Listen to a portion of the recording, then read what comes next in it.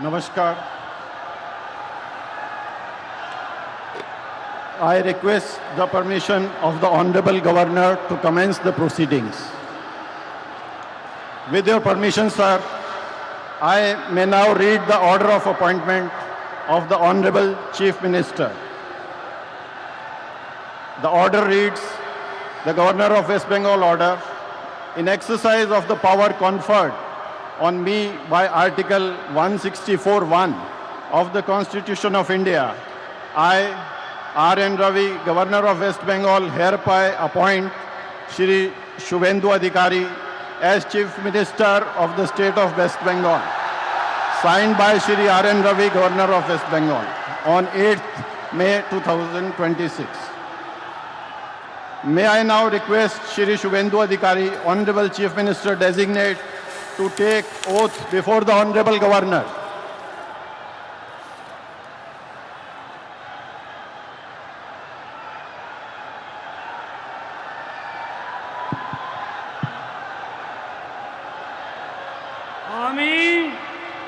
আমি শুভেন্দু অধিকারী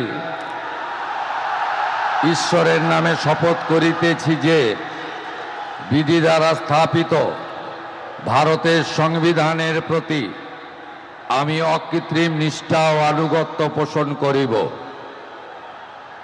আমি ভারতের সার্বভৌমত্ব ও অখণ্ডতা রক্ষা করিব।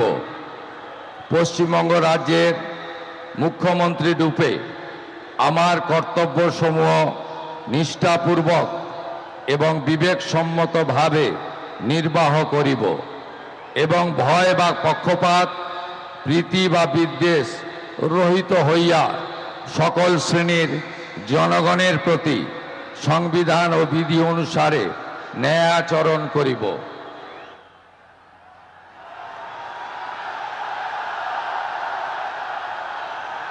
আমি